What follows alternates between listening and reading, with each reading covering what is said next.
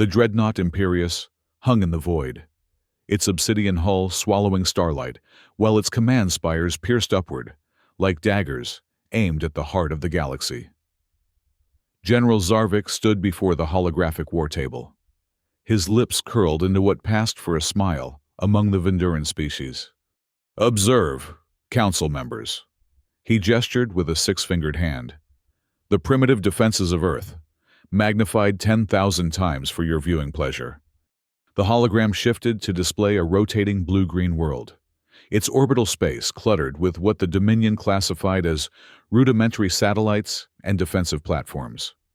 Blinking red tags identified each Earth installation, their threat assessments uniformly low.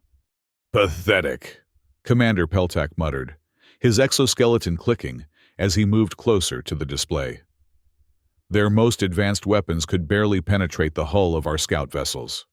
High Commander Vex's four eyes blinked in sequence, a gesture of contemplation among his kind. "And yet, this is their homeworld. We must observe the Honorable Conflict Protocol." Science Officer Truel stood quietly at the periphery of the gathering, her slender form nearly lost among the more imposing military figures. Her silver skin reflected the ambient light of the command center as she analyzed the Earth defense grid with professional curiosity rather than the contempt evident in her colleagues. "I have prepared the ceremonial weapon packages as mandated by Protocol Section 7.3, she announced. "Outdated particle cannons from our third expansion era, along with early model shield generators and propulsion systems." General Zarvik laughed, the sound metallic and cold. "Perfect. The protocol requires we give them fighting chance weapons, not that the weapons be effective." He turned to the council. "This ensures our conquest remains honorable, while guaranteeing minimal Dominion casualties." High Commander Vex rose from his command throne, towering over the assembly. "Make the preparations. Dispatch the gift vessels to their lunar surface with the standard ultimatum. Accept these weapons as your only means of defense. You have one standard rotation to surrender or face annihilation." As the council dispersed, Truel lingered by her console, running a final diagnostic on the weapon systems they would deliver to Earth. Unlike her military counterparts, she had studied human history extensively. Something about their adaptability troubled her, though she couldn't articulate precisely why. "You seem concerned, Science Officer," Commander Peltak said, suddenly beside her. Truel straightened. "Not concerned, Commander. Merely thorough. The humans will either surrender immediately or mount a brief, honorable, and ultimately futile resistance," Peltak stated with absolute certainty. "Either way, the Dominion expands, as it has across 17 sectors." "Of course, Commander," Truel replied. But as she finalized the weapons package diagnostics, she couldn't shake her unease. The humans had developed from primitive tool users to spacefaring civilization with remarkable speed. What might they do when handed Dominion technology, even outdated models? Admiral Jessica Reeves stood on the observation deck of Earth Orbital Platform Alpha, watching the Dominion vessels deliver their generous offer to the lunar surface. Behind her, the assembled military and scientific leadership of Earth waited in tense silence. "Arrogant bastards," she muttered, turning to face the gathering. "They're following some kind of honor code, giving us weapons before they attack, as if handing a child a stick before beating them with a club is somehow noble." Dr. Amit Patel, head of the recently formed Xenotechnology Division, stepped forward. "Their arrogance is our opportunity. Admiral, initial scans indicate the technology is several generations behind their current capabilities, but light years ahead of ours." "How quickly can we understand it?" Reeves asked. Dr. Marie Laurent, the quantum mechanics specialist, consulted her tablet. "We've already begun reverse engineering the particle cannon prototypes. Their design philosophy is surprisingly rigid, almost dogmatic in its approach." Reeves narrowed her eyes. "Explain." "They've optimized their technology along a single evolutionary path," Laurent said. excitement creeping into her voice. They've refined the same basic principles for what must be centuries. Efficient, yes, but also predictable. Major Olivia Takahashi, head of tactical operations, leaned forward. You're suggesting we could find weaknesses? I'm suggesting, Laurent replied with a growing smile, that we could do what humans have always done, adapt their technology in ways they never imagined. Reeves studied the tactical display showing the Dominion fleet holding position just beyond Mars' orbit. How long do you need? Patel and Laurent exchanged glances. 3 days to understand the basics. Perhaps 2 weeks to implement meaningful modifications. You have 3 days, Reeves said firmly. The Dominion expects an answer tomorrow. I'll buy you time, but I need something concrete to show them when they come demanding our surrender. As the scientific team hurried away, Reeves remained at the viewport, studying the distant silhouettes of the Dominion warships. Unlike her colleagues, she had no illusions about humanity's chances in a direct confrontation. Their only hope lay in the unexpected, in becoming the threat the Dominion never saw coming. 3 solar rotations later, General Zarvik paced the command deck of the Imperius, his agitation evident in the rhythmic clicking of his ceremonial armor. No response to our ultimatum. No surrender. No communication whatsoever, he snarled. Dispatch the 7th Fleet to their moon. Destroy their pitiful new defenses as a demonstration. High Commander Vex gestured assent, and throughout the massive dreadnought, crew members rushed to battle stations. The 7th Fleet, composed of 12 destroyer-class vessels, detached from the main Dominion armada and accelerated toward Earth's moon. Science Officer Truhl monitored the operation from her station, recording standard metrics on fleet deployment efficiency. The mission parameters indicated a simple show of force, the destruction of whatever primitive lunar defenses the humans might have established with their gifted weapons. 6 hours later, an emergency alert blared across the Imperius. "Report!" Vex demanded, as the bridge crew scrambled to their stations. Commander Peltak's voice was strained. "We've lost contact with the 7th Fleet. High Commander." A stunned silence fell across the command center. "Impossible," Zarvik growled. "Sensor malfunction. Communications disruption." "Negative, General," Peltak replied, his professional composure cracking. "Long-range scanners confirm. The fleet is gone. All 12 destroyers." Truhl felt a chill spread through her silver skin as she accessed the sensor data. Where the 7th Fleet had been, only debris remained, scattered across a section of space near the human moon. "How?" Vex demanded, all 4 eyes fixed on the tactical display. Their weapons were obsolete Third-Era technology. Even fully operational, they couldn't penetrate our most basic shields. Before anyone could respond, a communication request flashed across all Dominion frequencies. The signal origin, Earth Orbital Platform Alpha. "Accept," Vex commanded after a moment of hesitation. The holographic display shifted to show a human female in a dark uniform adorned with rank insignia. Her expression was calm, her posture straight and confident. "This is Admiral Jessica Reeves of the Earth Defense Force. I trust our demonstration has made an impression." Zarvik snarled. "What trickery is this human? What have you done with our fleet?" "We've done exactly what you expected us to do," Reeves replied evenly. "We used the weapons you provided, perhaps not in the manner you anticipated." Truhl found herself stepping closer to the display, fascinated by the human's composure. "Impossible," Zarvik insisted. "Those weapons were designed according to your understanding of physics and warfare." Reeves interrupted. "We have our own understanding." High Commander Vex raised a hand, silencing Zarvik's next outburst. "Explain your actions, Admiral Reeves." "The Dominion has 17 hours to begin withdrawing from Earth space," Reeves stated, ignoring the question. "After that time, we will provide another demonstration, this one considerably closer to your command vessels." The transmission ended abruptly, leaving the Dominion leadership staring at empty space. Preposterous! Zarvik finally broke the silence. One lucky strike against unprepared vessels, and they think they can dictate terms to the Dominion? But Truhl noticed something the others missed. A slight tremor in High Commander Vex's posture. An almost imperceptible widening of his four eyes. For the first time in recorded history, the Dominion High Command felt fear. Dr. Laurent worked feverishly in the makeshift laboratory aboard lunar base Prometheus, her fingers dancing across holographic interfaces as she fine-tuned the modified particle cannon arrays. Around her, a team of Earth's finest engineers and physicists implemented her designs with remarkable speed.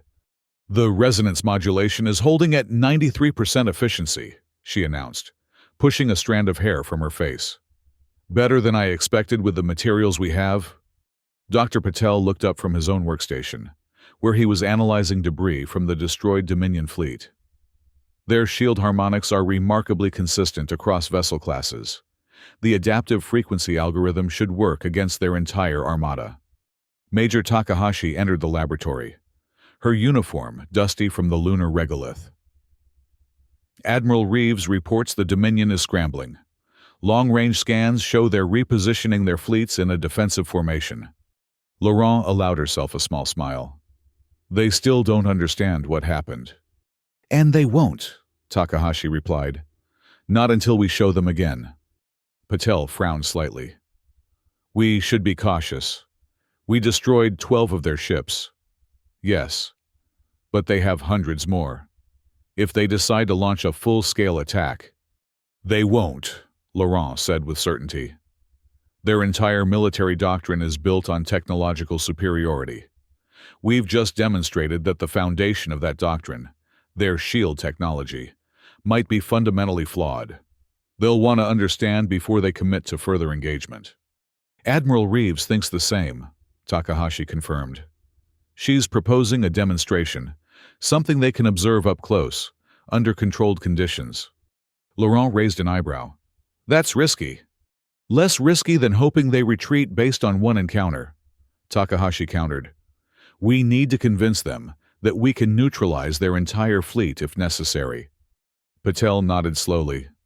"A calculated demonstration of our capabilities, without revealing our methods." "Exactly," Takahashi said. "Admiral Reeves is arranging a parley. We'll need a portable version of the resonance technology." Laurent turned back to her workstation, mind already racing through the engineering challenges. "I'll have something ready in 12 hours. As the team returned to work, none of them fully appreciated the historical significance of the moment. For the first time, humanity wasn't simply fighting for survival. They were rewriting the rules of interstellar conflict. The emergency council aboard the Imperius had extended for hours, tempers flaring as Dominion leadership struggled to make sense of the Seventh Fleet's destruction. "The humans must have outside help," General Zarvik insisted, slamming his fist on the council table. "Some other species has provided them with advanced weapons." Science Officer Truhl stepped forward, her analysis complete. "Respectfully, General, the evidence suggests otherwise. We've analyzed the debris field. The destroyer hulls show damage patterns consistent with our own particle cannon technology, specifically the outdated models we provided." "Impossible!" Zarvik dismissed her with a wave. "Those cannons couldn't penetrate our shields with 1,000 direct hits." "The damage patterns are consistent," Truhl persisted, her silver skin reflecting the harsh lighting of the council chamber. "However, the energy signatures are unusual. The humans appear to have modified the weapons somehow." High Commander Vex leaned forward. "Modified how, Science Officer?" Truhl projected a holographic analysis of the energy patterns. "The particle beams show evidence of quantum resonance modulation, a technique we abandoned during the Fourth Expansion era due to energy inefficiency." Commander Peltak scoffed. "We abandoned that approach because it was inferior." "Inferior for our purposes," Truhl clarified. "But the humans have implemented it differently. They've created a modulating frequency that appears to have interfered with our shield harmonics." A heavy silence fell over the council. Are you suggesting, Vex finally asked, that these primitives took our discarded technology and found a weakness we overlooked? Before Truhl could answer, the communication system chimed. Incoming transmission from Earth, announced the communications officer. Admiral Reeves appeared once more on the holographic display, her expression as composed as before. High Command of the Galactic Dominion, she began formally. We propose a parley to discuss the terms of your withdrawal from Earth space.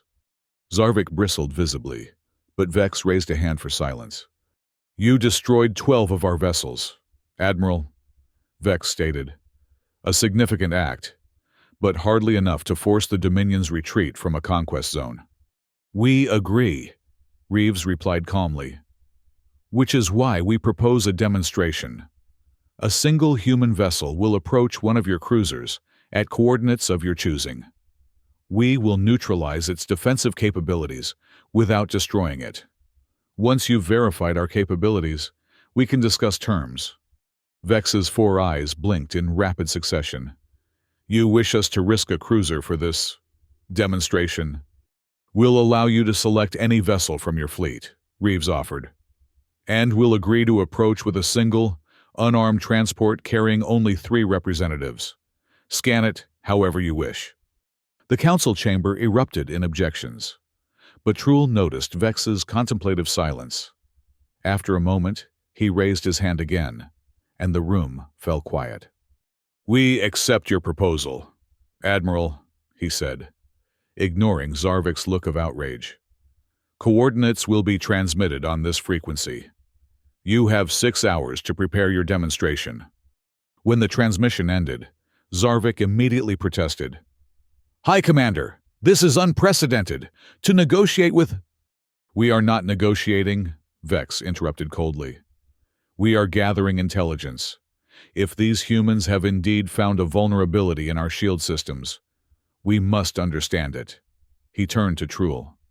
Science officer, you will accompany me to observe this demonstration. Prepare your most sensitive scanning equipment. As the council dispersed, Truhl found herself both troubled and intrigued. In all her years serving the Dominion, she had never witnessed High Command show such concern over a supposedly inferior species. Something fundamental had shifted in the Dominion's understanding of humanity, and perhaps in the balance of power itself. The lunar surface stretched out in gray desolation beneath the observation dome, where Admiral Reeves waited alongside Major Takahashi and Dr. Laurent. Before them, in the airless vacuum, a single Dominion cruiser hovered, its sleek hull dwarfing the modest human facility. They've positioned 3 additional vessels at the edge of sensor range, Takahashi reported, studying her tactical display. Ready to intervene if necessary. They won't intervene, Reeves said confidently. They're too curious now. Laurent checked the small device in her hands one final time.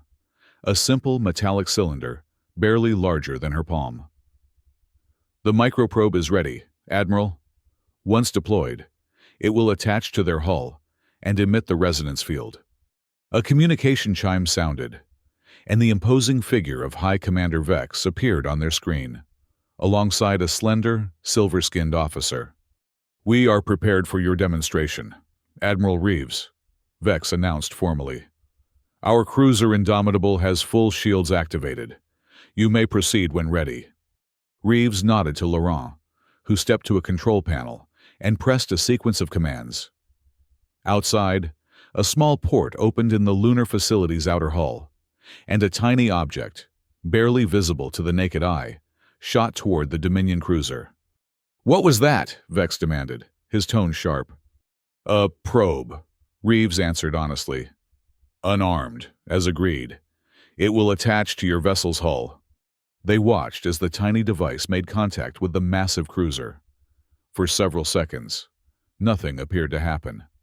Your demonstration appears to have failed, Admiral, Vex commented, a note of satisfaction entering his voice. Reeves smiled slightly. Science officer, she addressed the silver-skinned figure beside Vex. Would you please check your shield diagnostics? The Dominion officer turned to a console off-screen, then visibly stiffened. "High Commander," she said, her voice carefully controlled. "Shield strength is decreasing across all sectors, currently at 87% and falling." Vex's four eyes widened in barely concealed alarm. "Cause?" "Unknown," the science officer replied, her fingers moving rapidly across her instruments. "No conventional weapon signature detected. No energy surge. Just a cascading failure in the harmonic stabilization matrix." The humans watched in silence as confusion spread across the Dominion command deck. Within minutes, the cruiser's shields had dropped to less than 30% strength, insufficient to withstand even conventional Earth weapons. "Enough," Vex finally said. "Deactivate your device, Admiral." Laurent pressed another sequence, and the probe detached from the cruiser's hull, self-destructing in a tiny flash of light. "Shield strength stabilizing," the science officer reported. "Regeneration protocols engaging." Vex was silent for a long moment, all four eyes fixed on Reeves. "Explain," he finally demanded. "We've discovered that your shield technology relies on a remarkably consistent, harmonic frequency," Reeves stated.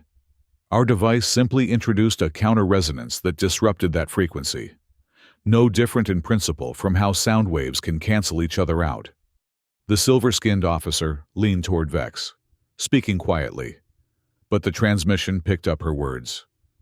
"High Commander, if they can reproduce this effect across multiple vessels simultaneously—" Vex silenced her with a gesture. But the implication hung in the air. The Dominion's primary defensive technology, the shield systems that had protected their conquest fleets for centuries, had just been rendered potentially obsolete by a species they had dismissed as primitive. "We will withdraw to the orbit of your fourth planet to consider this development," Vex announced, his tone carefully neutral. "Further hostile action from either side is suspended for 24 of your hours." When the transmission ended, Takahashi let out a breath she hadn't realized she was holding. "That went better than expected." "They're scared," Laurent observed. "Their entire military doctrine just collapsed in front of them." Reeves nodded slowly. "And now comes the hard part. Convincing them that peace is more beneficial than finding a way to destroy us all." Science Officer Truhl had never seen the High Command in such disarray. The demonstration on the lunar surface had shaken the Dominion leadership to its core. Warships that had seemed invincible yesterday were potentially vulnerable today, and no one was certain how to proceed. "We should strike immediately," General Zarvik argued, his voice echoing through the council chamber. "Obliterate their lunar base and orbital platforms before they can deploy their technology against our main fleet." "And if they have already prepared such devices?" Commander Peltak countered, surprising everyone with his opposition to Zarvik. "If we attack and fail, we reveal weakness to the entire galaxy. The consequences for Dominion authority would be catastrophic." High Commander Vex sat silently on his command throne, all four eyes half closed in deep thought. Finally, he gestured for Truhl to approach. "Science Officer, your analysis of the human technology."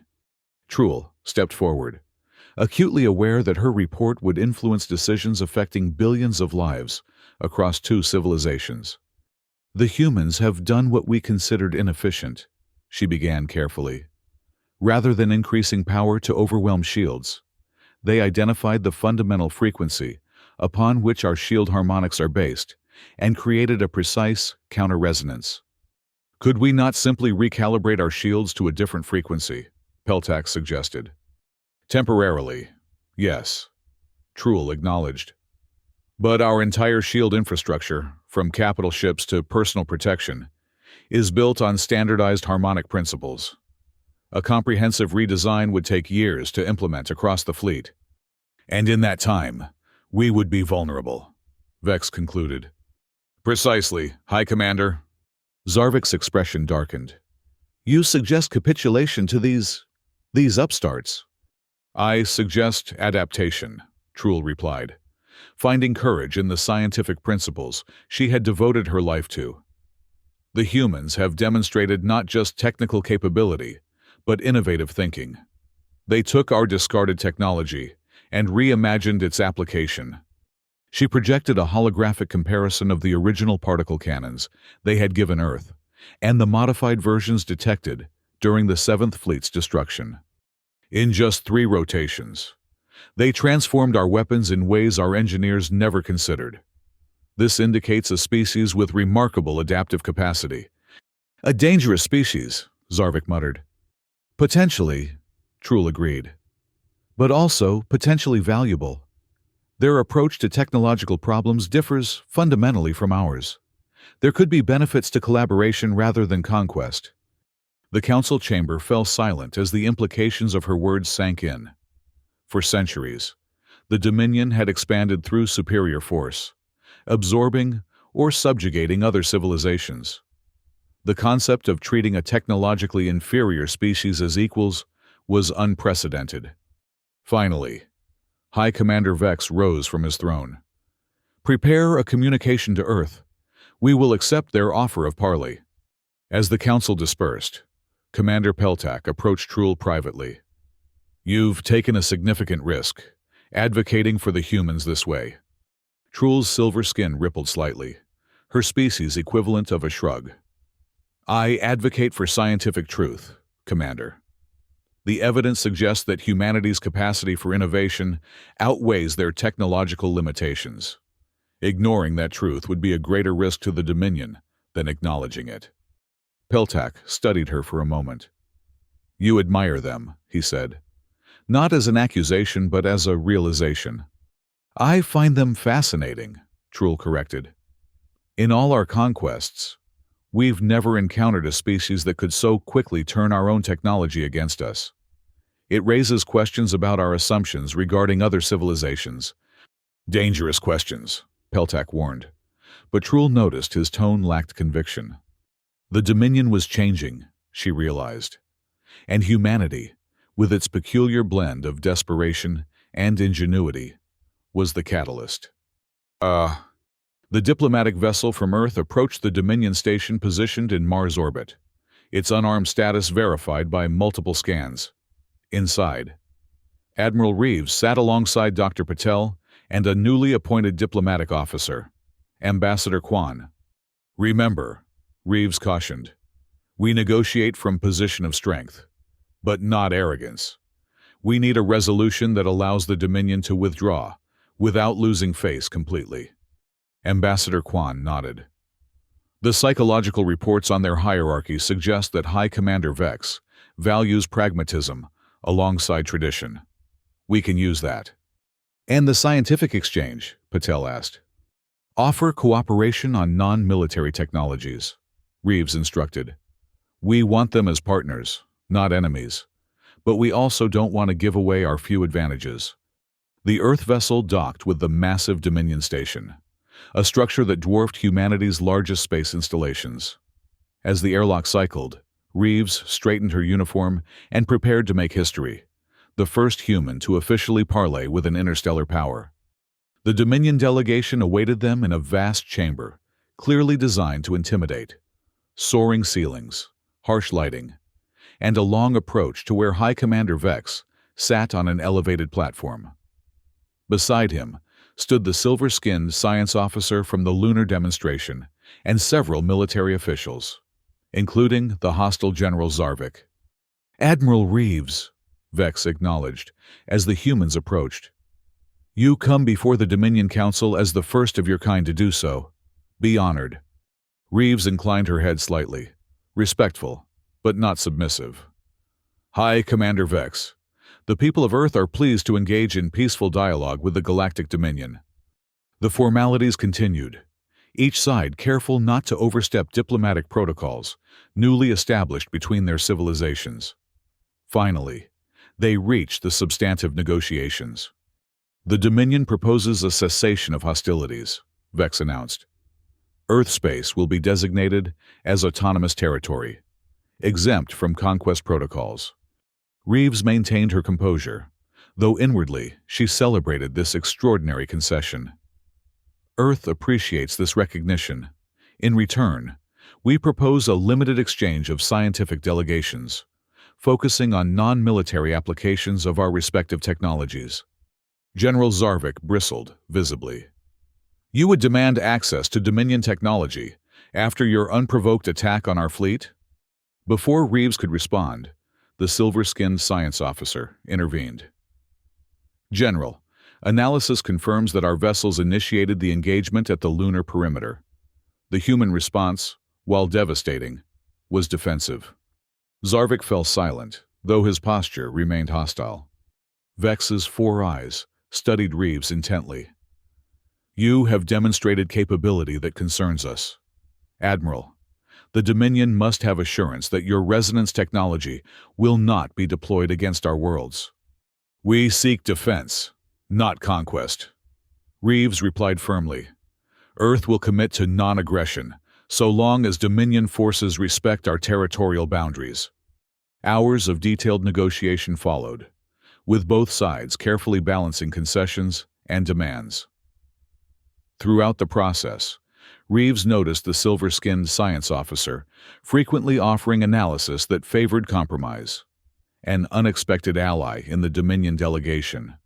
By the time the initial agreement was formalized, a framework for peaceful coexistence had emerged. Earth would remain independent. The Dominion would withdraw its conquest fleet, and limited scientific and cultural exchanges would begin between their civilizations. As the human delegation prepared to depart, the science officer approached Reeves privately. Admiral, I am Science Officer Truhl. She introduced herself formally. I wish to understand something. Your species had every opportunity to destroy our command vessels after neutralizing their shields. Why didn't you? Reeves considered the question carefully. Destroying your fleet wouldn't have ended the conflict. Science Officer Truhl, it would have only escalated it. We want to live, not merely survive at the cost of another civilization. Truhl's silver skin rippled in what Reeves interpreted as thoughtful consideration. An interesting distinction. Most species we encounter think only of survival. Humans have a long history of conflict among ourselves. Reeves explained. We've learned, painfully, that victory without reconciliation only sows the seeds for future wars. A perspective the Dominion might benefit from studying, Truhl observed quietly. I look forward to the scientific exchange. Admiral Reeves. As the Earth vessel undocked, Reeves gazed out at the massive Dominion station, a structure that represented both the threat humanity had faced and the partnership they might yet build. For the first time since the alien ships had appeared in Earth's sky, she allowed herself to hope for more than mere survival. One standard rotation later, the first official Dominion delegation arrived at Earth Orbital Platform Alpha. Science Officer Truhl led a team of specialists, ostensibly, to begin the cultural and technological exchange promised in the peace agreement. Dr. Laurent met them in the docking bay, her expression professional, though her eyes betrayed excitement at the prospect of accessing Dominion scientific knowledge. Science Officer Truhl, welcome to Earth space, she greeted formally. I'm Dr. Marie Laurent, head of the Quantum Applications Division. Truhl inclined her head, silver skin gleaming under the station lights. Dr. Laurent, your reputation precedes you. Your insights into quantum resonance are impressive. Thank you, Laurent replied, recognizing the subtle acknowledgement of her role in developing the technology that had neutralized Dominion shields. We've prepared laboratories for collaborative research. Your team will have access to our data on non-military applications of resonance technology. As they walked through the station, Truhl observed the human facility with keen interest, where Dominion architecture emphasized uniformity and imposing scale. The Earth Station displayed a chaotic blend of design philosophies, clearly constructed in stages by different nations and corporations.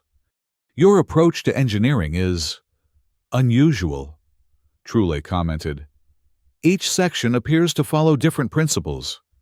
Laurent smiled slightly. Earth developed space technology through competing national programs before unifying our efforts. The station reflects that history.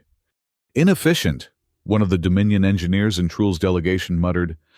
Perhaps, Laurent acknowledged without offense. But there are advantages to having multiple approaches to the same problem. Different perspectives often lead to unexpected solutions. This philosophy, Truhl realized, was at the heart of humanity's startling adaptation of Dominion weapons. Where Dominion engineering pursued optimal efficiency along established paths, humans embraced divergent thinking, sometimes messy and inefficient, but occasionally revolutionary. The tour continued through research laboratories, where human scientists worked alongside newly arrived Dominion specialists. Despite the recent conflict, there was an atmosphere of cautious excitement as two civilizations with vastly different technological trajectories began sharing knowledge. In one laboratory, Dr. Patel demonstrated a modified version of Dominion medical scanning technology that human engineers had repurposed for geological survey, an application the Dominion had never considered. Fascinating, Truhl acknowledged. You've sacrificed resolution for range, allowing deep crust analysis from orbit. Exactly, Patel confirmed. We needed to map resource deposits quickly after much of our infrastructure was damaged during your initial arrival. The diplomatic phrasing of what had been, in reality, a devastating first strike by Dominion forces wasn't lost on Truhl. Yet, instead of resentment, the humans displayed remarkable pragmatism, focusing on what could be built together rather than what had been destroyed. Later, in a private meeting with Admiral Reeves, Truhl broached a subject that had been troubling her since the lunar demonstration. Admiral, the Dominion Council remains concerned about humanity's long-term intentions.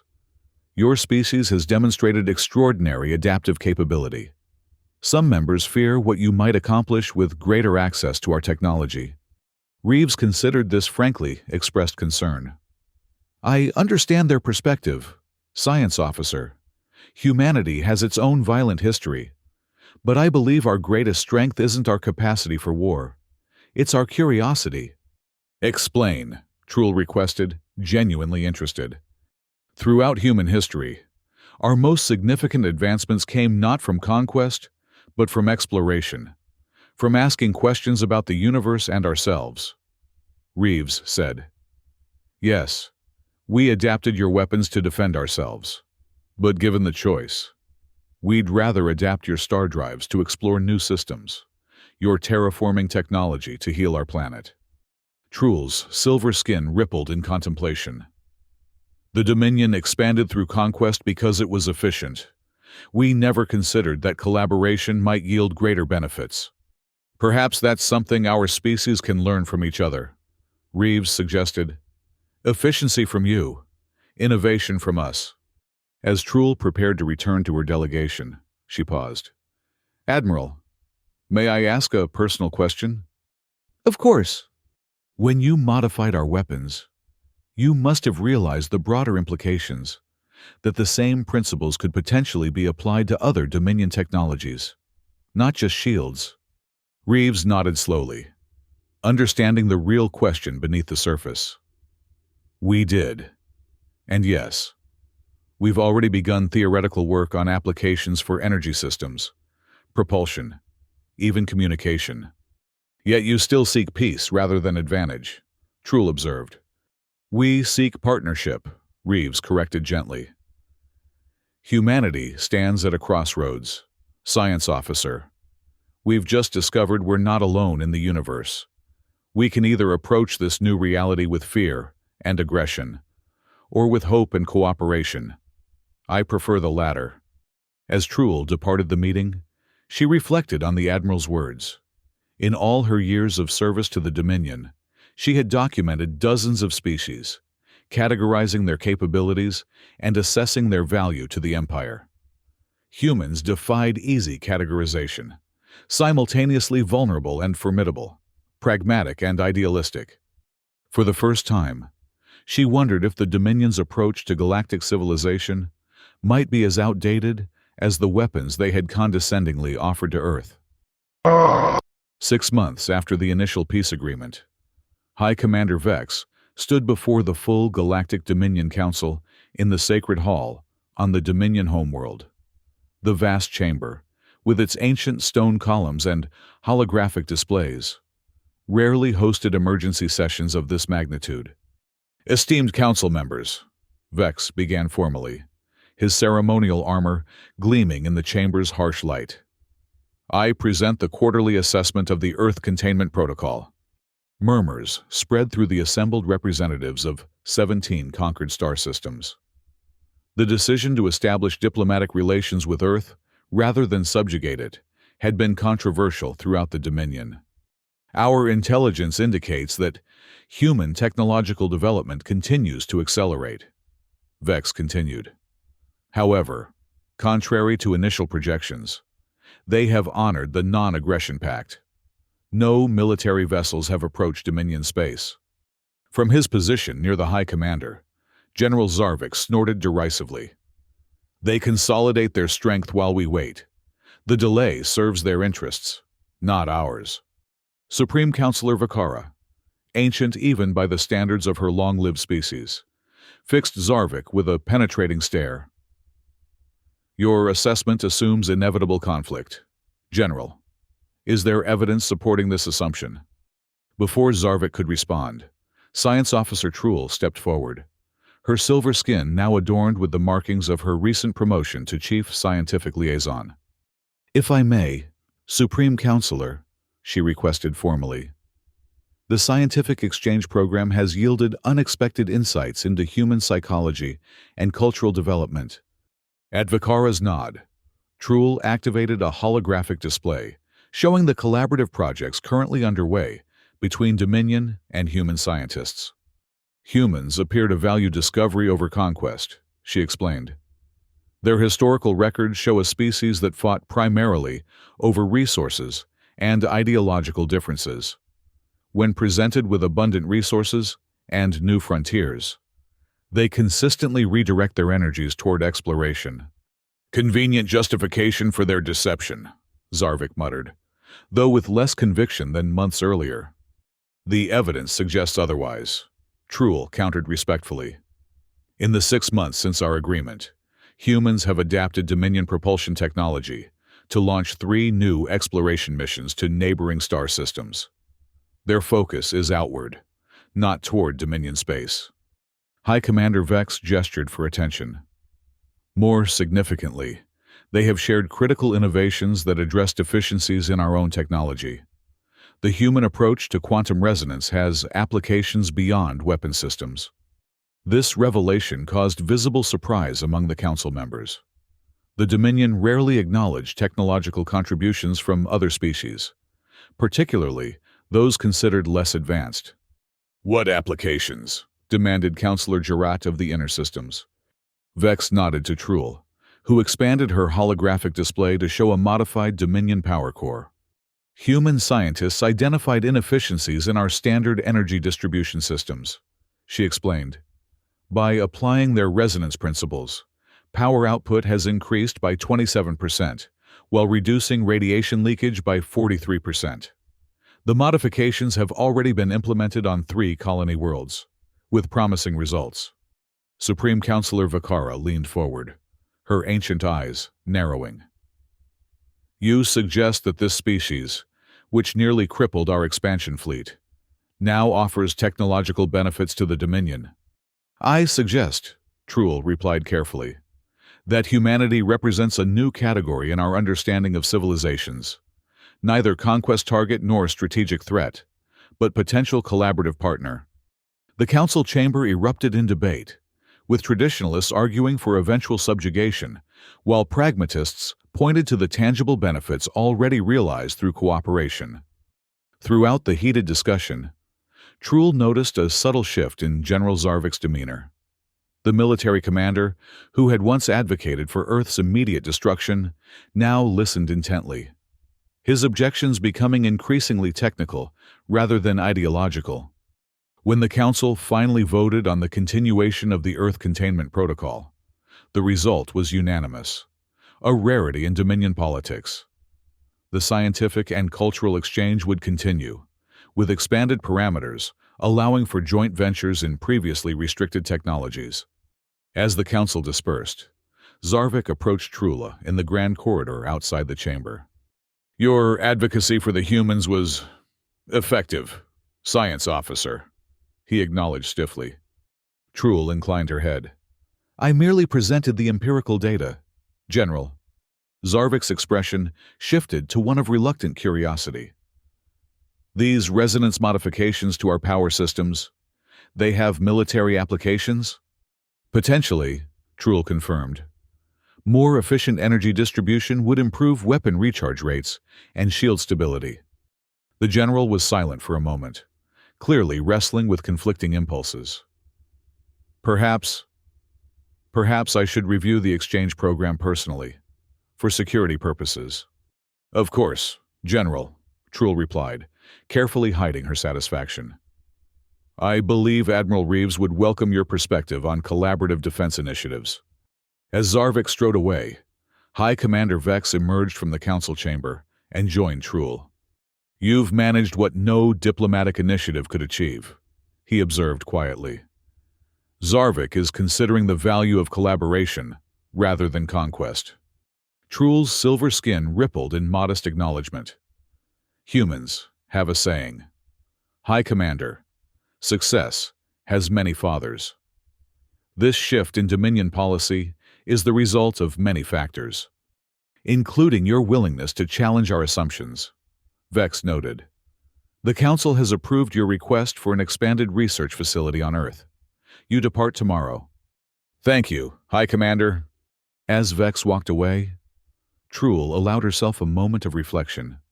She had originally accepted the Earth liaison position out of scientific curiosity, a chance to study a species that had done the impossible. Now, she found herself an advocate for a fundamental shift in how the Dominion approached other civilizations. "Perhaps," she mused, "that was humanity's most remarkable adaptation yet, their ability to change not just themselves, but those around them." Admiral Reeves stood on the observation deck of the newly constructed Harmony Station, a massive structure orbiting Earth that served as the headquarters for human Dominion collaborative projects. Beside her, Dr. Laurent and Dr. Patel watched as a Dominion science vessel docked at one of the specialized berths. "Chief Scientific Liaison Trul returns with an expanded delegation," Reeves noted, studying the manifest on her tablet, "including several high-ranking military observers." Laurent raised an eyebrow. "Even General Zarvik has requested a tour of the quantum resonance laboratories." "Times have certainly changed." "Not entirely," Patel cautioned. "My sources in the diplomatic corps suggest that traditional factions in the Dominion still view us with suspicion. This cooperation remains fragile." Reeves nodded thoughtfully. "Which is why our next initiative is so important. The joint exploration mission to the Proxima system needs to succeed, not just scientifically, but as a symbol of what our species can accomplish together." The massive airlock cycled, and Trul emerged leading her delegation. The silver-skinned scientist had become a familiar figure at Earth installations over the past months. Her insatiable curiosity and genuine respect for human innovation earning her widespread admiration. "Admiral Reeves," she greeted, with a formal gesture that blended Dominion tradition with human handshake protocols, one of many cultural adaptations emerging between their species. "May I present General Zarvik, who has expressed personal interest in our collaborative defense research." Reeves maintained her diplomatic composure as she greeted the Dominion general, who had once advocated for Earth's destruction. "General, welcome to Harmony Station. We've prepared comprehensive briefings on our joint projects." Zarvik's posture remained stiff, but his tone lacked its former hostility. "I am particularly interested in the shield harmonization research. The preliminary reports suggest significant advancements." "Dr. Laurent leads that initiative," Reeves replied, gesturing to the quantum scientist. Her team has developed principles that might allow our defensive systems to complement each other rather than compete. As Laurent led Zarvik and several Dominion engineers toward the research sections, Truel remained behind with Reeves and Patel. The general's presence represents a significant shift in Dominion military thinking, she explained quietly. His endorsement of collaborative research would carry substantial weight with the traditionalist factions. Patel smiled slightly. And I suspect you had something to do with his sudden interest in our work. Truel's silver skin rippled in what the humans had come to recognize as her equivalent of amusement. I merely ensured he received detailed reports on the potential military applications of our joint research. General Zarvik is pragmatic above all else. Speaking of pragmatism, Reeves said, leading them toward a secure conference room. The Proxima expedition preparations are nearly complete. We need to finalize the crew composition. Inside the conference room, holographic displays showed the massive joint expedition vessel under construction in Earth orbit. The ship combined Dominion propulsion technology with human adaptive systems, creating an exploration craft unlike anything either civilization had previously fielded. The Dominion Council has approved a 50-50 crew distribution, Truel reported. An unprecedented arrangement. Usually, our joint ventures maintain at least 70% Dominion personnel. Progress, Patel observed. What about the command structure? Reeves asked, accessing the crew manifest. Shared authority, Truel replied. A Dominion mission director with a human second-in-command for overall operations, and the reverse arrangement for the scientific division. Reeves studied the proposed leadership carefully. Commander Elena Santos for human mission second. She has extensive experience with first contact protocols from our Mars colonization initiative. An excellent choice, Truel agreed. The Dominion has proposed Mission Director Vaxil. He's young by our standards, but has distinguished himself in deep space exploration. As they continued discussing the expedition details, Reeves marveled at how quickly the relationship between their civilizations had evolved. Just 1 year ago, humanity had faced extinction at the hands of the Dominion. Now, they were planning a joint mission to explore a neighboring star system. There's something I've been meaning to ask you, Truel, Reeves said when they had finalized the crew arrangements. Something I've wondered since our first encounter. Yes, Admiral. Why did the Dominion give us those weapons in the first place? The honorable conflict protocol seems counterproductive for a conquering empire. Truel was silent for a moment, considering her response. The protocol emerged from the early days of Dominion expansion, she finally explained. Our ancestors believed that victory without challenge held no honor. Giving potential conquest targets defensive capabilities was meant to provide that challenge, while still ensuring Dominion supremacy. Until it didn't, Patel noted with a slight smile. Precisely, Truel acknowledged. Humanity exposed a fundamental flaw in Dominion thinking, our assumption that other species would use our technology exactly as we did. Your adaptive approach revealed our conceptual blindness. And now, Reeves asked, has the Dominion truly accepted partnership over conquest? Truel's expression became thoughtful. We are evolving. For millennia, the Dominion expanded through superior force. Now, we face a species that forces us to question whether technological dominance alone equals advancement. She gestured to the holographic display of the joint expedition ship. This vessel represents more than exploration, Admiral. It symbolizes a new path forward for both our civilizations. As the meeting concluded, and the three departed toward the docking bay to greet the rest of the Dominion delegation, Reeves reflected on the extraordinary journey their species had taken, from the brink of annihilation to the threshold of interstellar partnership. The Dominion had given humans outdated weapons, expecting brief and futile resistance before inevitable conquest. Instead, they had received a lesson in the dangers of underestimation and the potential of collaborative innovation. As Harmony Station rotated slowly against the backdrop of Earth, Reeves wondered what other discoveries awaited their newfound partnership among the stars. The universe, she suspected, had far more to teach both humans and the Dominion than either civilization had imagined. The weapons were outdated, but the tactics had changed everything. On the observation deck of the joint expedition vessel Horizon, Science Officer Truhl stood beside Admiral Reeves as the massive ship prepared for its maiden voyage. Through the viewport, Earth grew smaller, a blue jewel set against the velvet darkness of space. "A remarkable world," Truhl observed. "In all the Dominion's conquests, we never encountered a species quite like humanity." Reeves smiled slightly. "Is that a compliment, Science Officer?" "An observation," Truhl replied, though her tone carried what Reeves had come to recognize as warmth. "When we offered you those outdated weapons, we expected you to use them exactly as we had, to fight a doomed, honorable battle before surrendering to inevitability. Instead, we took your cast-offs and reimagined them," Reeves finished. "Not because we're inherently superior, but because necessity demanded it." Truhl's silver skin rippled in agreement. The Dominion grew complacent in its technological superiority. We refined the same approaches for generations, never questioning our fundamental assumptions.